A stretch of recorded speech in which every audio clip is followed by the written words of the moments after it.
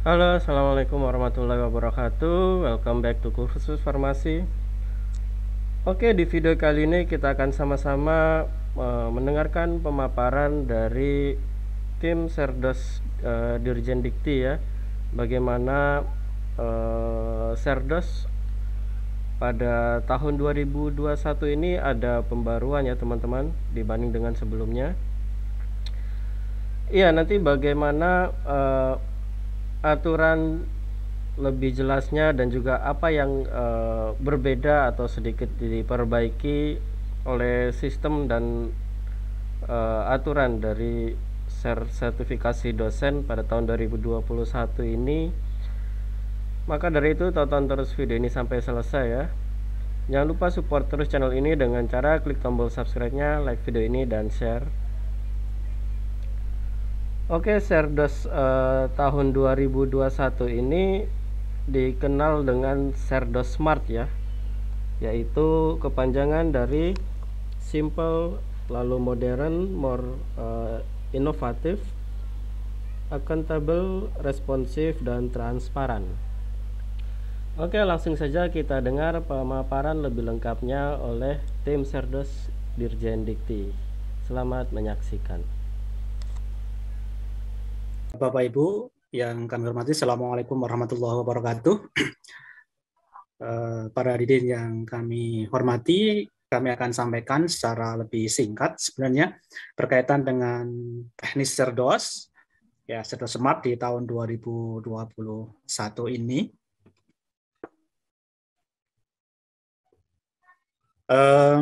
Sebagaimana amanah dari undang-undang dan peraturan di bawahnya di PP 37 yang ini masih sampai dengan sekarang kita pakai, bahwa dosen itu wajib untuk memiliki kualifikasi akademik, juga kompetensi, juga sertifikat pendidik. Nah, sertifikat pendidik menjadi perlu sesuai dengan tuntutan dari peraturan perundang-undangan. Nah, di konsep sertifikasi pendidik yang sudah dimulai sejak tahun 2008 sampai dengan sekarang, pada mulanya seperti yang disampaikan oleh Pak Direktur, Pak Dirjen tadi, bahwa pada mulanya adalah nanti untuk meningkatan mutu dari dosen itu.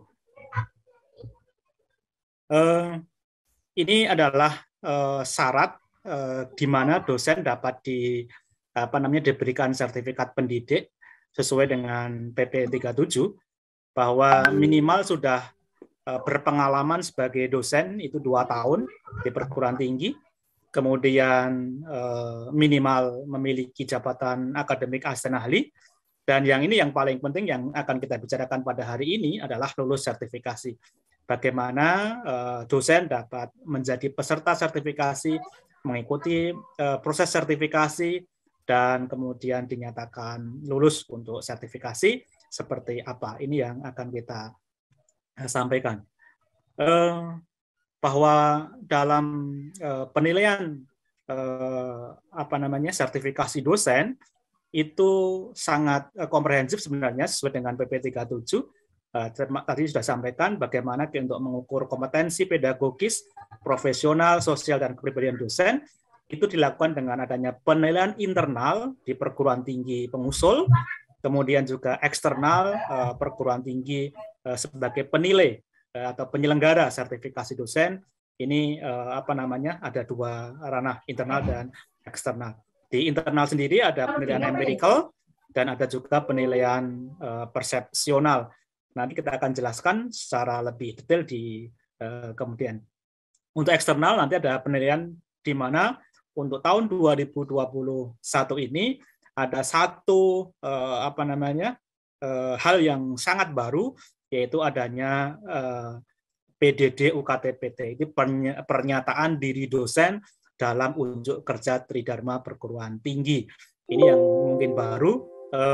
Beberapa waktu yang lalu di 2008 sampai dengan 2020 kita mengenal ada namanya deskripsi diri yang sangat banyak isiannya, ada 24 item dan harus diketikkan oleh peserta. Nah, untuk di PDD UKT-PT ini sangat simpel, nanti kita akan coba lihat. ini perkembangan 2008 sampai dengan 2020, banyak sekali perubahan-perubahan, banyak sekali inovasi-inovasi, mulai dari dulu yang dengan manual pakai kertas diusung pakai truk, kemudian tahun 2011 kemudian kita ubah dengan menggunakan sistem full online, sampai dengan beberapa tambahan-tambahan inovasi, dan sampai dengan tahun 2021 kita menggunakan Zerto Smart, simple, modern, accountable, responsive, dan transparent ini.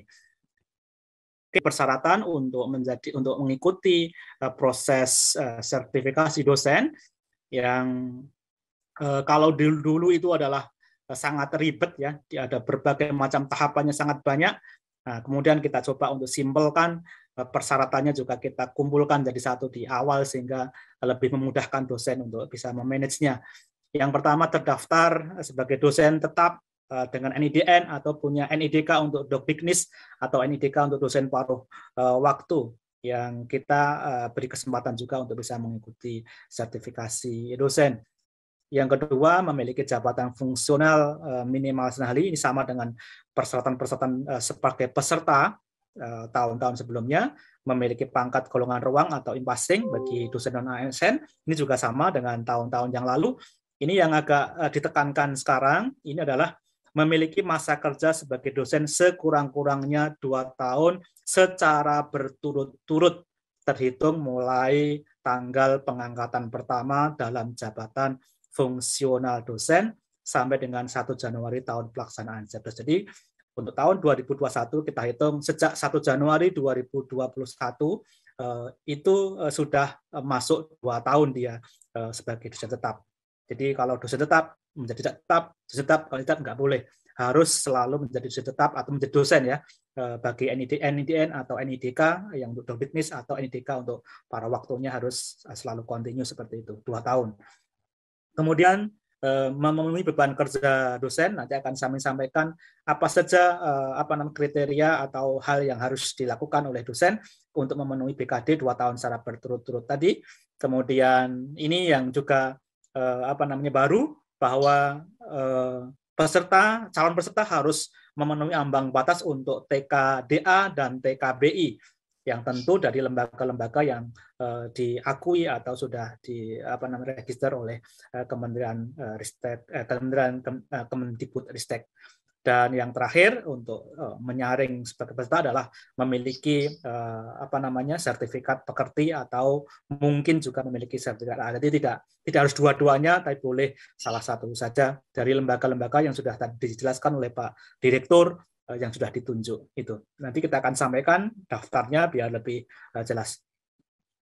Nah, kalau mulai tahun 2021 ini kita menggunakan talent pool, sehingga proses yang sudah dijalankan oleh dosen itu tidak akan muspro, tidak ada gunanya. Jadi nanti mereka yang sudah memenuhi persyaratan itu akan terus di talent pool itu, sehingga nanti ketika kuotanya bertambah nanti akan langsung masuk seperti itu.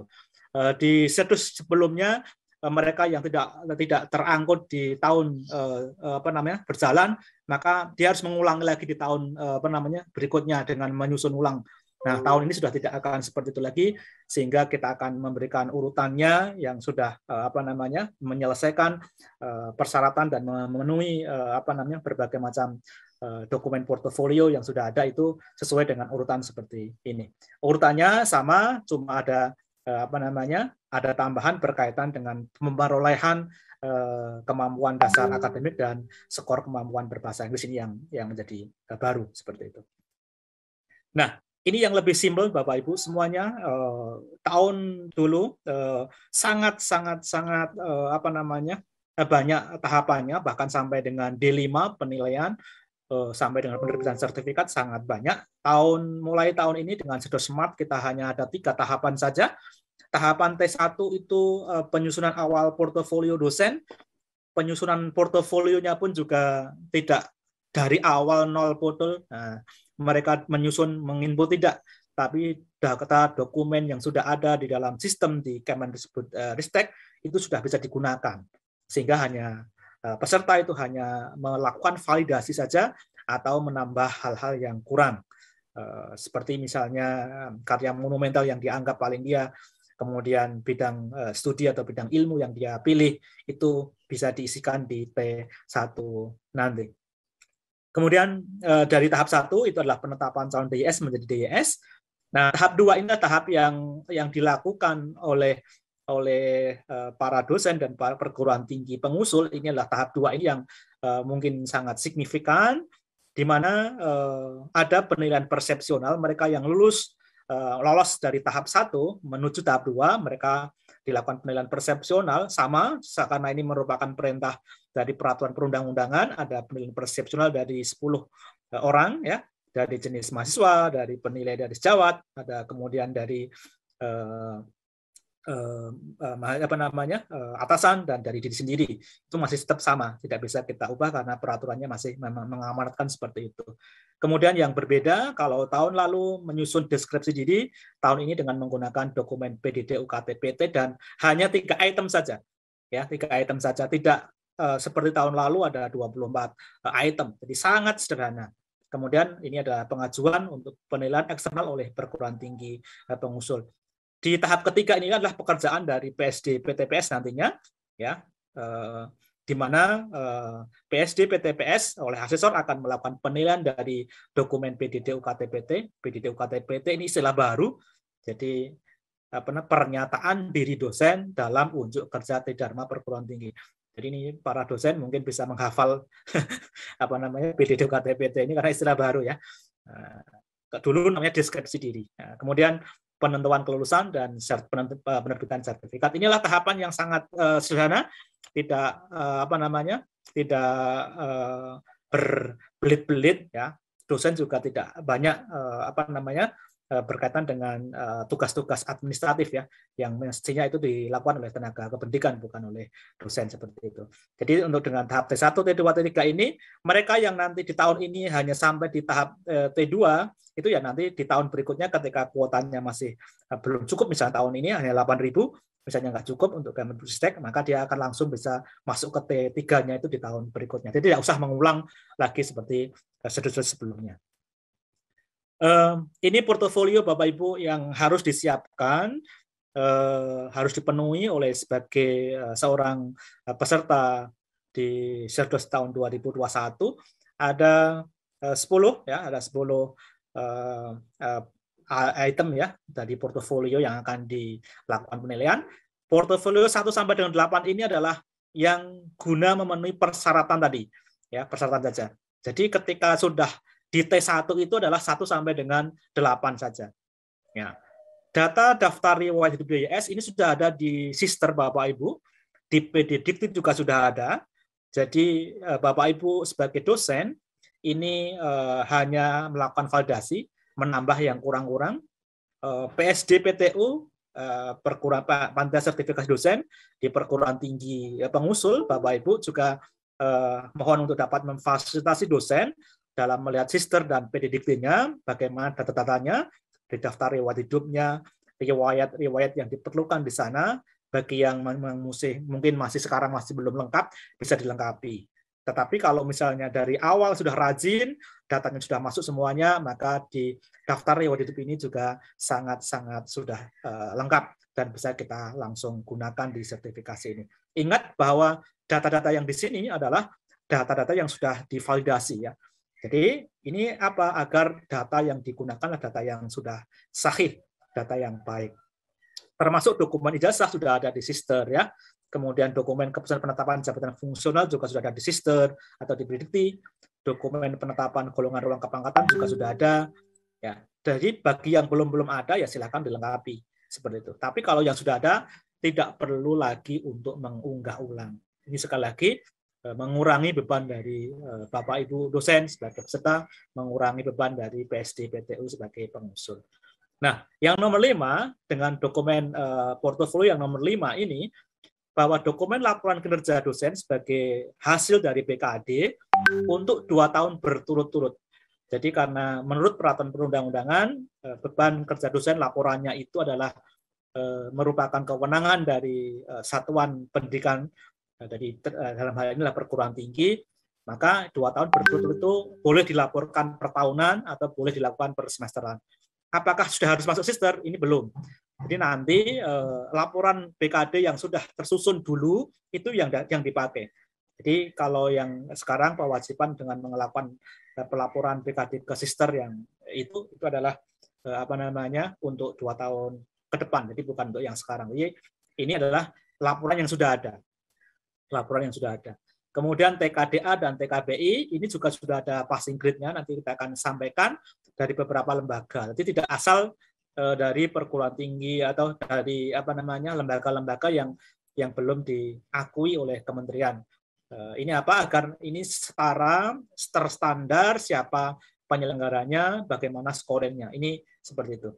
Kemudian yang terakhir untuk memenuhi persyaratan itu sekarang dosen itu wajib untuk memiliki seperti sertifikat pekerti atau AA sebagai persyaratan. Kalau sebelumnya Bapak Ibu tahu bahwa pekerti AA itu hanya sebagai substitusi saja. Itu pun oleh Bapak Ibu dosen yang sudah lektor atau lektor kepala atau asisten ahli yang sudah 20 tahun seperti itu. Itu baru boleh menggunakan sebagai substitusi.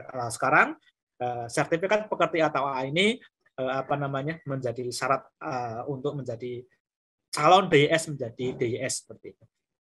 Nah, kemudian ketika 1, 2, 3, 4, 5, 6, 7, 8 sudah terpenuhi, syarat dari sebagai calon DIS menjadi DIS terpenuhi, maka Bapak Ibu baru akan menyusun namanya dokumen pernyataan di dosen dalam unjuk kerja Tridharma Perguruan Tinggi atau yang disebut atau singkat dengan namanya PDD UKT-PT itu.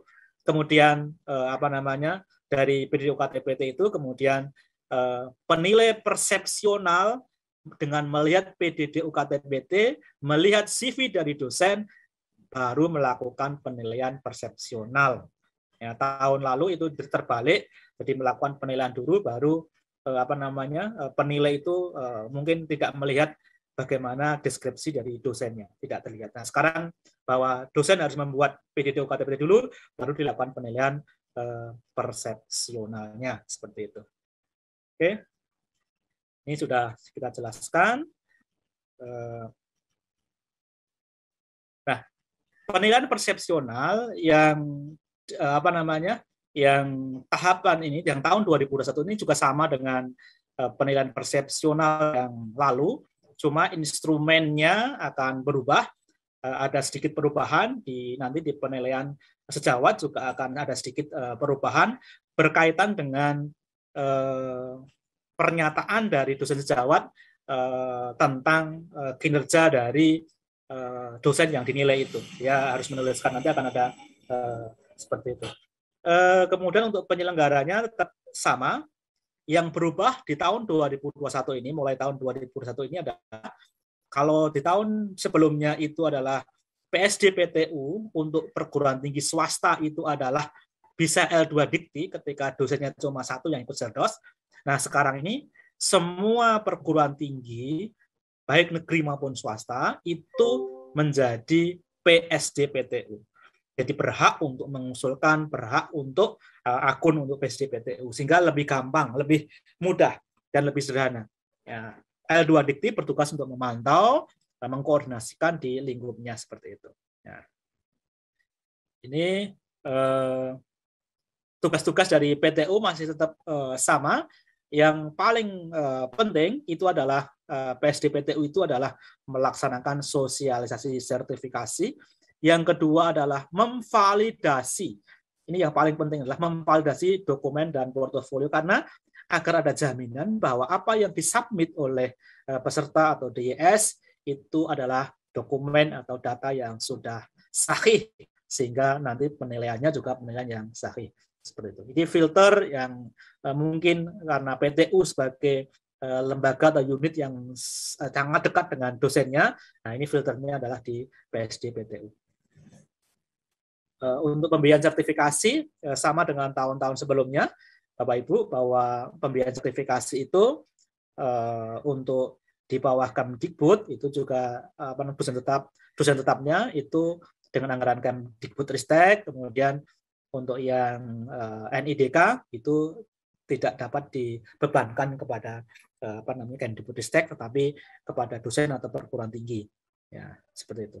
Nah, Nah, sekarang kita masuk ke penilaian portofolio dosen. Tadi portofolionya ada 10. Kemudian 1 sampai dengan 8 itu adalah untuk pemenuhan, untuk melihat persyaratan dari dosen itu untuk dari calon DIS menjadi DIS. Seperti dalam alur ini, Bapak Ibu dapat melihat bahwa sangat simpel, sederhana sekarang, bahwa calon DIS itu harus menyusun portofolio 1, itu 1 sampai dengan 8 tadi. Sudah ada dalam sister beberapa dokumennya, tinggal mengisi beberapa yang kurang. Misalnya foto, misalnya pas foto itu wajib diunggah misalnya. Itu juga ada di calon DIS ini. Kemudian calon DIS memenuhi seluruh persyaratan agar apa? Agar dapat ditetapkan sebagai DIS. Di sini tidak ada lagi mengunggah macam-macam ya, lembar-lembar pengesahan macam-macam, tidak ada. Jadi secara otomatis nanti akan dilihat dari portofolio 1 sampai dengan 8 memenuhi persyaratan atau tidak. Kalau memenuhi, maka menjadi DIS. Ketika menjadi DIS, maka DIS itu menyusun portofolio bagian 2. Apa tadi? Adalah penilaian portofolio, penilaian persepsional, dan penyusunan dokumen PDD UKT-PT. Kalau sudah semuanya, maka kemudian perguruan tinggi pengusul melakukan validasi, ya, dalam hal ini adalah nanti harus mengunggah lembar pengesahan, menjamin bahwa semua dokumen dan data yang diinputkan atau ada berkenaan dengan DIS itu adalah benar. Baru kemudian untuk dilakukan penilaian. Penilaian oleh siapa? Oleh PTPS di tahap yang ketiga, nanti oleh asesor di PTPS, kemudian penghitungan NAP, kemudian penetapan kelulusan DIS, dan nanti bagi yang lulus akan diterbitkan sertifikat pendidik. Itu adalah tahapan yang lebih simpel. Nanti mereka yang sudah selesai di tahap 2 ini, kalau tahun ini belum terangkut, langsung terangkut di tahun berikutnya, tidak usah menyusun lagi. Itu lebih memudahkan si dosen.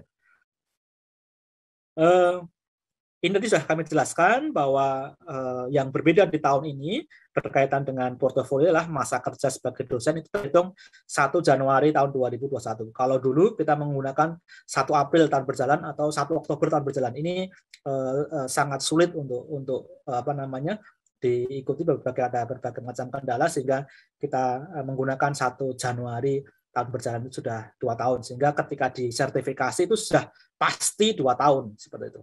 Minimal 2 tahun sejak perolehan jabatan fungsional pertamanya. Kemudian yang diunggah adalah status memenuhi berkaitan dengan BKD, Bapak Ibu.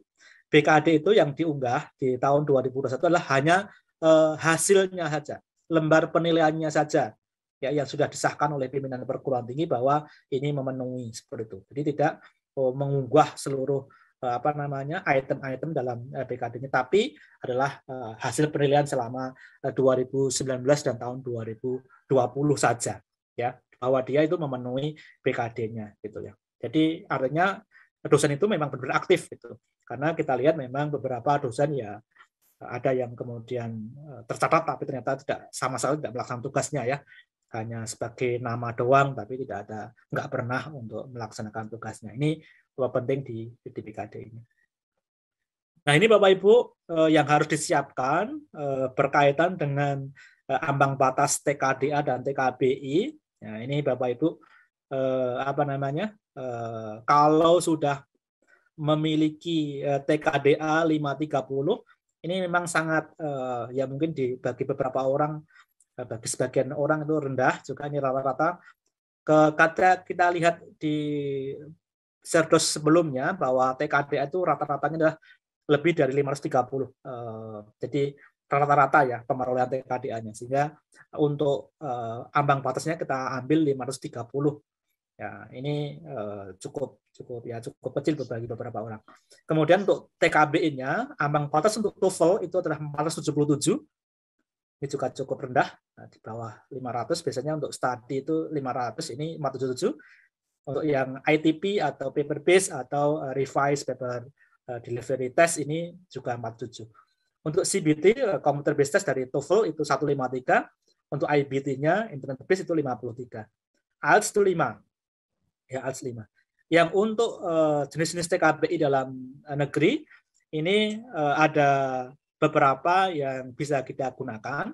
Nanti akan diberitahukan secara formal berapa ambang batas ini. Karena ini barusan selesai untuk proses seleksi ini, sehingga untuk scoringnya nanti akan kita tentukan, akan kita beritahukan di kemudian hari. Untuk TKDA, Bapak Ibu dapat mengakses TPDA, sekarang namanya TPDA di HIMSI, Bapak Ibu bisa mengakses. Unair ada TKDA, Fakultas Psikologi, UGM juga Sosiologi ada TKDA, UI juga ada TKDA, dan Unpad ini Bapak Ibu dosen sekarang lebih luas, Bapak Ibu bisa mengakses dari layanan-layanan tes TKDA ini di 5 unit ya, dari HIMSI, Unair, UGM, UI, dan Unpad. Ini Bapak Ibu bisa mengaksesnya ya. Ini dapat diakui. Untuk yang TKBI tadi sudah internasional, sudah kita sampaikan. Dari ITS itu ada TOEFL, baik macam-macam TOEFL-nya, jenisnya, mulai dari ITP sampai IBT. Kemudian dari British Council ada IELTS ya, IELTS-nya. Nah, ini yang Bapak Ibu yang perlu dipahami, perlu dimengerti berkaitan dengan jenis TKBI dalam negeri. Itu sekarang ada banyak ya. Bahkan ada perguruan tinggi ini UMM Malang, ini TAEP ini dapat diakui, ini baru tahun 2021 ini. TESOL UPI ini juga diakui. Pro TEFL itu UNY Negeri Yogyakarta juga diakui. UNS TEAP, ITB, ELPT, UI, EBT, UI, kemudian UGM ada ASEP, TEFLIN ada TOEP. Bapak Ibu bisa mengakses dari lembaga-lembaga dan jenis tes ini untuk dapat memenuhi ambang batas atau passing grade-nya. Ya, nanti kita akan sampaikan secara formal berapa passing grade-nya setelah hasil seleksi ini selesai. Karena ini baru saja selesai seleksi untuk ininya. Kemudian untuk sertifikat pekerti AA itu dikeluarkan oleh lembaga yang sudah diakui. Pertanyaannya adalah, kalau sudah punya sertifikat pekerti A di tahun sebelumnya bagaimana? Bisa digunakan sepanjang memenuhi syarat dilakukan oleh pekerti lembaga yang diakui di tahun 2020 atau 2019 yang lalu. Apa itu? Dilakukan oleh perguruan tinggi pernah menjadi PTPS atau terakreditasi A atau lembaga yang bekerjasama dengan keduanya itu. Itu bisa digunakan. Itu yang diterbitkan di tahun 2020 ke bawah. Tapi yang 2021 ya harus memenuhi kriteria yang diakui oleh Kemdikbud. Daftarnya adalah ini. Tadi sudah disampaikan oleh Bapak Direktur, ada sekian banyak, dari 50-an lebih ya. Ada yang pekerti kemudian program AA, mereka kita akui dua-duanya. Ada beberapa perguruan tinggi yang hanya menyelenggarakan program pekerti saja. Ya, mestinya program A itu adalah kesatuan dengan pekerti. Jadi setelah pekerti maka baru kemudian approach di sana. Tapi ini adalah yang program pekerti aja dari ISI Surakarta, Jember, kemudian Muhammadiyah Hamka, kemudian Muhammadiyah Surakarta, dan Universitas Tarumanegara. Ini dapat menyelenggarakan pekerti yang diakui. Untuk AA-nya mereka tidak kebetulan pada waktu yang seleksi tidak mengajukan itu. Jadi ini ya Bapak Ibu ya tentang peralihan, karena ini ditetapkan tanggal 11 Juli 2021, maka sertifikat-sertifikat yang ditetapkan setelah ini, maka dari perguruan tinggi tadi yang kita sebutkan, nah, sertifikat yang sebelumnya dapat diakui jika memenuhi kriteria yang baru seperti itu yang sudah kita sampaikan, yaitu pernah jadi PTPS atau terakreditasi A, bekerjasama di sana. Oke, itu aja untuk peralihannya. Nah, mereka yang memenuhi syarat maka langsung masuk ke penilaian persepsional dan penyusunan dokumen PDD UKT-PT. Ini penilaian persepsional hampir sama dengan tahun yang lalu Bapak Ibu. Penilainya juga ada 5 orang mahasiswa, kemudian 3 orang sejawat, dan atasan langsung serta diri sendiri sama. Ya, jadi ketika melakukan penilaian persepsional, penilai harus sudah dapat melihat portofolio dosen, ya, termasuk PDD UKT-PT-nya. Kemudian Untuk mahasiswa yang dapat ditugasi itu adalah mereka yang telah selesai mengikuti perkuliahan yang disampaikan oleh dosen. Jadi tidak sembarang mahasiswa kalau dia nggak pernah tahu bagaimana dosen ngajar, bagaimana dia mengajak penelitian dan sebagainya, ya tentu tidak bisa melakukan penilaian seperti itu. Nah, untuk yang penilaian persepsional dari unsur sejawat, ini ada perbedaan. Ini yang kami highlight bahwa selain melakukan penilaian persepsional, teman sejawat itu adalah orang yang berinteraksi langsung dengan dosen, ya. Dan yang bersangkutan penilai itu harus dapat menuliskan deskripsi peran dan kontribusi DS dalam kegiatan pengembangan Tridharma perguruan tinggi. Jadi ini untuk mengontrol apakah yang disampaikan oleh dosen itu benar. Jadi yang pembuktiannya oleh teman sejawatnya itu, dia mengatakan seperti apa. Itu yang berbeda dengan tahun yang lalu. Penilaian persepsional juga sama. Jadi mohon pastikan bahwa PSD PTU Bapak Ibu semuanya itu dapat mengelola proses penilaian persepsional dan bertanggung jawab. Jadi ini yang penting Bapak Ibu, menjamin bahwa tidak ada manipulasi dalam penilaian, ya. Nanti karena ini akan sangat kelihatan Bapak Ibu ketika penilaian tidak autentik, akan kelihatan di dalam sistem seperti itu. Kemudian bagi Bapak Ibu yang dosen yang sedang tugas belajar ya, bukan izin belajar, maka penggantinya diberikan rata skor 4,0 untuk unsur dari mahasiswa seperti itu. Penilaian persepsional juga masih sama dengan tahun yang lalu Bapak Ibu. Instrumennya bentuknya sama tetapi itemnya ada yang berbeda. Masih menggunakan semantik diferensial dengan arti intervalnya 1 sampai 7 dari setiap item yang ditanyakan atau dinyatakan. Kemudian ini adalah perhitungan rata skor komponen total sama, ya. Jadi dari mahasiswa sejawat dan ini adalah atasan juga sama. Nanti perhitungannya juga sama dengan tahun yang lalu. Yang berbeda adalah jumlah itemnya. Nah, nilai persepsional DS atau NPD itu juga rata dari rata total dari ke-10-nya.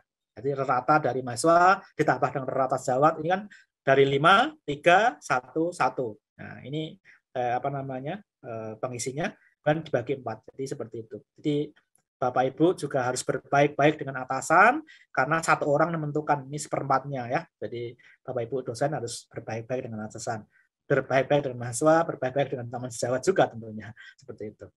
Oke. Nah, ini Bapak Ibu ketentuan untuk lulus penilaian persepsional itu juga sama dengan tahun yang lalu, masih sama. Lulus jika rata masing-masing komponen kompetensi, jadi kompetensi yang disebutkan 4 itu lebih besar dari 4, semuanya harus lebih dari 4, dan rata totalnya atau nilai NPD-nya itu lebih besar dari 4,5. Ini saya kira kalau normal-normal saja saya kira sangat mungkin, ya, tidak ada kesulitan untuk di sini. Nah, sesuai dengan yang lalu, bahwa kalau ada terbukti misconduct atau ada tindakan yang tidak sesuai dengan aturan, maka PSD Serdos Kemdikbudristek dapat memberikan penilaian fraud atau F, ya. Kalau zaman dulu ada K, kiamat, nah sekarang ada F, ini agar kita mencerminkan fraud atau fail dan dinyatakan tidak memenuhi persyarat. Jadi kalau tidak penilaian persepsinya bermasalah, ya nanti akan ditentukan penilaian F seperti ini. Nah, maka mohon kepada Bapak Ibu untuk tadi berlaku jujur dan jujur.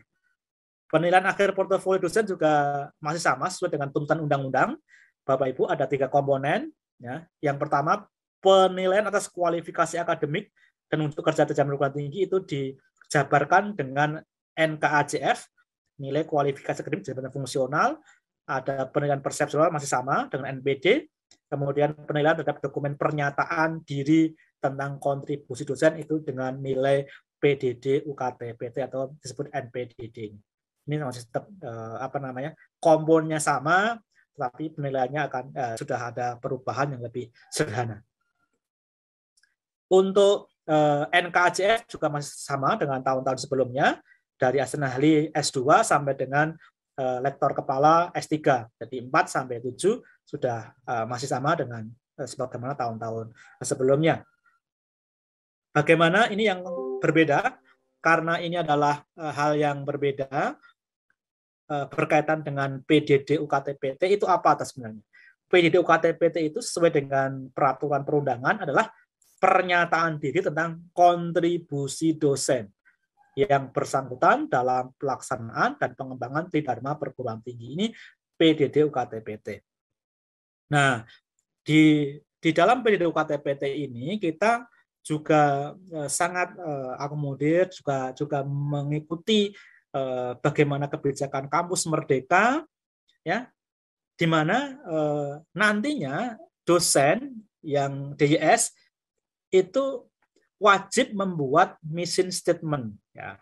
Ya, mission statement itu apa? Pernyataan tentang dharma yang dipilih untuk dikontribusikan paling besar sebagai seorang pendidik. Ini tadi sebagaimana telah dijelaskan oleh Pak Dirjen tadi, bahwa dharma-dharma yang dipilih itu sesuai dengan passion dari masing-masing dosen. Kalau yang lalu dalam penilaian PDD UKT-PT itu setiap butir itu punya bobot yang sudah ditentukan, misalnya publikasi bobotnya 18, kemudian peran mahasiswa cuma 1 atau 3. Nah, sekarang dengan adanya dosen membuat mission statement itu, dosen dapat memilih dharma yang akan menjadi pilihan utama untuk dilaksanakan dan dikembangkan sesuai dengan passionnya sebagai pendidik. Nantinya efeknya adalah bahwa dosen diberikan kebebasan untuk membuat bobot sendiri di 3 unsur PDD UKT-PT saat penilaian. Jadi dosen yang senang dengan pengajaran maka boleh memberikan bobot di pengajaran lebih tinggi dibanding dengan penelitian dan publikasi dan pengabdian. Mereka yang sangat enjoy di penelitian dan publikasi boleh memberikan bobot yang lebih di unsur B ini misalnya. Atau yang sering pengabdian kepada masyarakat lebih banyak dan kemudian percaya diri bahwa mission statement-nya akan ke arah sana, maka tadi boleh memberikan bobot yang lebih besar di unsur C ini. Jadi kalau zaman yang lalu A, B, C ditentukan bobotnya sudah ada, nah sekarang dosen memiliki kebebasan sendiri untuk menentukan bobot penilaian dari unsur PDD UKT-PT, di mana kita tahu bahwa tidak sembarang tetapi dalam setiap unsur itu paling sedikit 10%. Jadi paling sedikit 10%. Berarti paling banyak 80% untuk setiap unsur. Jadi bisa misalnya 10 untuk pengajaran misalnya ya, kemudian 80 untuk penelitian publikasi, 10 untuk pengabdian misalnya. Atau mungkin 20 untuk pengajaran misalnya ya, kemudian 20 untuk penelitian publikasi, 60 untuk pengabdian. Itu boleh-boleh saja. Jadi dosen bebas menentukannya seperti itu. Ini sesuai dengan semangat Kampus Merdeka, Merdeka Belajar, bahwa dosen punya kebebasan merdeka dalam menentukan ke arah mana. Bapak Ibu, dalam hal ini, nah ini yang baru bahwa penyusunan PDD UKT-PT itu setiap DYS menyusun PDD UKT-PT sesuai dengan rambu-rambu. Kemudian kalau yang lalu pernyataan diri atau deskripsi diri ditulis dalam bentuk teks naratif, 24 item lagi, minimal 150 kata. Nah, sekarang berbeda. Di unsur pengajaran itu disampaikan dalam bentuk audiovisual atau video saja. Dan video itu dapat dilihat oleh masyarakat. Itu. Jadi lebih simpel. 1.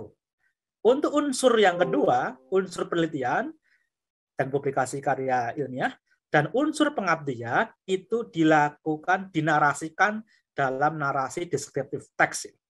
Cukup 1 untuk masing-masing unsur. Jadi penelitian cuma 1 deskripsi, narasi, kemudian untuk pengabdian juga 1. Itu juga. Jadi simple. Dari 24 item kita reduksi menjadi hanya 3 saja. Ya. Nah, dalam menyusun dokumen PDD UKT-PT tentu ada beberapa bukti yang untuk yang bisa membuktikan dari yang sudah disusun di PDD UKT-PT, termasuk nanti bukti dari publikasi misalnya, bukti dari adanya pengabdian dan seterusnya. Itu dimintakan di dalam PDD UKT-PT. Nah, ini Bapak Ibu rambu-rambu untuk PDD UKT-PT untuk bidang pengajaran. Ini mohon untuk dapat disimak dengan baik karena ini baru ya, ini baru.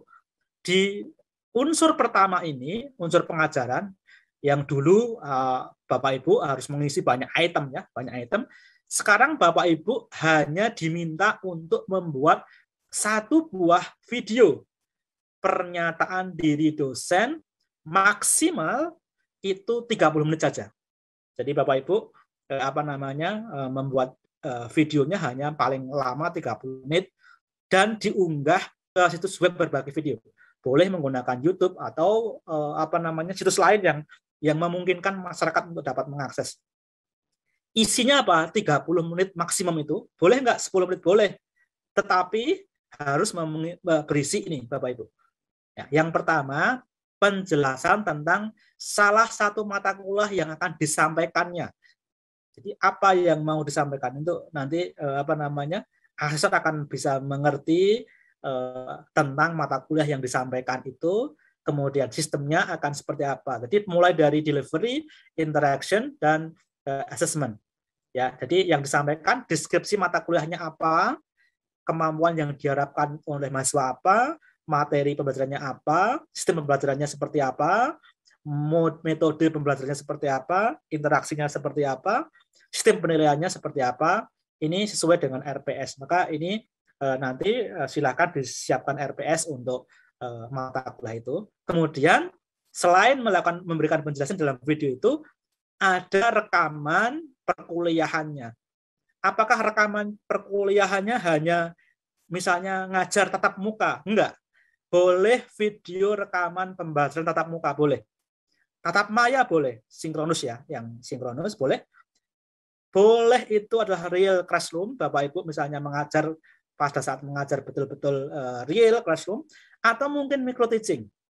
Boleh, misalnya ada beberapa yang dikumpulkan, beberapa peserta, boleh.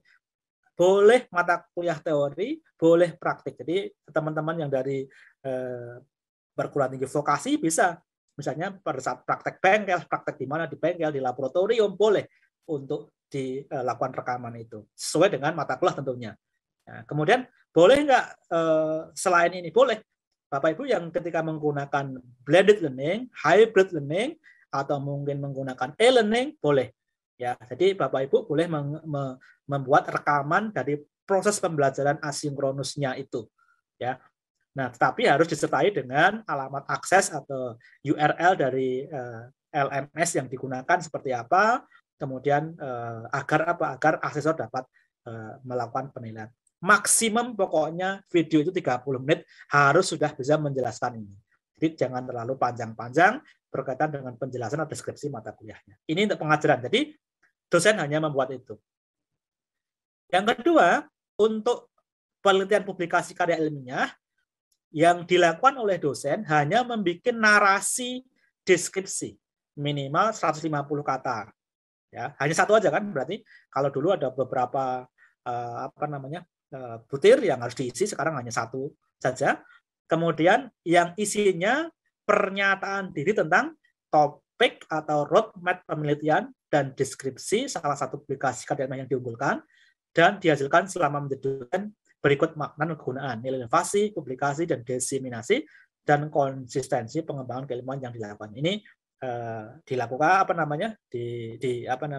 ditulis dalam bentuk narasi teks, kemudian bukti penelitiannya sudah ada di sister, saya kira Bapak Ibu. Nah, ini sudah tinggal, kalau belum ada, tinggal dilengkapi saja. Daftar penelitiannya apa, publikasinya apa, laporannya seperti apa, publikasi karya ilmiahnya, artikelnya seperti apa. Itu yang dilakukan. Jadi sangat sederhana. Demikian hanya untuk pengabdian kepada masyarakat, juga berupa narasi deskriptif, minimal 150 kata, hanya satu aja. Kemudian bukti pengabdiannya seperti apa. Tentu sudah ada di sister kalau Bapak Ibu rajin atau perguruan tinggi rajin mengupdate sisternya seperti itu. Ini jadi ketika sudah ini ya sudah Bapak Ibu sudah menyelesaikan PDD UKT-PT, PTU mengesahkan, melalui lembar pengesahan. Nah, yang sekarang kalau dulu itu pengesahan untuk pengajuan itu muter-muter ya, dosen mengunduh, kemudian mencetak, menandatangani, minta tanda tangan atasan, kemudian nanti minta tanda tangan perguruan tinggi, pimpinan perguruan tinggi, kemudian dikembalikan lagi ke dosen untuk diupload. Nah, sekarang tidak. Jadi setelah dari dosen menandatangani, atasan menandatangani, kepada pimpinan perguruan tinggi menandatangani, maka PSDPTU yang mengupload ke sana, sehingga dijamin bahwa dokumen yang diunggah itu adalah dokumen yang valid, jadi tidak lagi muter ke peserta seperti itu. Ini penting di berkaitan dengan pengesahan dokumen PDUK-TPT. Untuk penilaian PDUK-TPT masih sama, Bapak Ibu ya, 2 orang asesor nanti, bidang ilmunya yang sama, kemudian dilakukan terpisah, independen. Kemudian tidak boleh menilai dari dosen sendiri, tidak boleh. Kemudian selama penilaian ini asesor dan PSDPTPS tidak boleh memberitahukan atau berkomunikasi dengan DIS ya, atau PSDPTU nggak boleh. Jadi tetap biar independen dalam penilaian seperti itu. Ini Bapak Ibu unsur butir dan deskriptor penilaian nanti dapat dilihat di paparan ini untuk pengajaran. Unsur penelitian publikasi juga ada 5 butir yang dinilai, kemudian unsur pengabdian juga ada 5 butir yang dinilai. Ini kemudian yang berbeda bahwa ketika ada speed scoring dalam penilaian asesor nantinya, itu tidak boleh ada lebih dari 2 perbedaan penilaiannya. Nanti PSDPTPS harus melakukan rekonsiliasi sampai tidak ada speed scoring. Jadi kalau dulu itu harus ada asesor ketiga, sekarang sudah tidak asesor ketiga, tapi pokoknya sampai rekonsiliasinya berhasil. Tidak ada yang lebih dari 2. Kemudian rata setiap unsur tadi nilainya, skornya, jumlah skornya berapa, itu rata-ratanya. Nah, yang berbeda karena bobot untuk masing-masing unsur pengajaran, penelitian, pengabdian itu berbeda-beda sesuai dengan yang dipilih oleh para DIS, maka nilai akhir dari masing-masing asesor itu juga berkaitan dengan bobot masing-masing unsur pengajaran, unsur penelitian dan publikasi karya ilmiah, dan pengabdian kepada masyarakat itu ditentukan oleh masing-masing DIS minimal 10% tadi ya, minimal 10%, maksimal 80%. Jadi totalnya BUPG, BULTK, dan BUPKM itu totalnya 100%. Seperti itu. Oke. Ini lulus jika PDDUK-TPT itu masing-masing asesor itu memberikan nilai ratanya adalah lebih besar dari 4,0. Ya, jadi tidak boleh kalau mau lulus asesor berbeda pendapat. Misalnya satunya lulus atau nggak boleh. Kalau ada seperti itu apa? Split decision seperti apa? Maka dilakukan rekonsiliasi sampai diperoleh keputusan mau lulus atau tidak lulus itu aja. Nah, seperti itu. Nah, untuk ratanya NPDD-nya dibagi 2 dari 2 asesor. Kemudian kalau ada kecurangan, misalnya dokumen yang diunggah palsu atau mungkin seperti tahun lalu ya, ditemukan misalnya ada karya ilmiah yang diunggah ternyata itu miliknya orang lain, hanya copy paste dan ditemukan asesor, maka akan dilakukan penilaian F, fraud atau fail, dan dinyatakan tidak lulus seperti itu. Ini bobot akhir penilaiannya untuk NKAJF 35%, untuk persepsional dirinya 10%, untuk NPDD-nya 55%. Jadi ini peranannya sangat penting. Jadi 55%. Dari 55% ini setiap unsur tadi DIS dapat memilih atau menentukan bobot untuk masing-masing, ya minimal 10% tadi.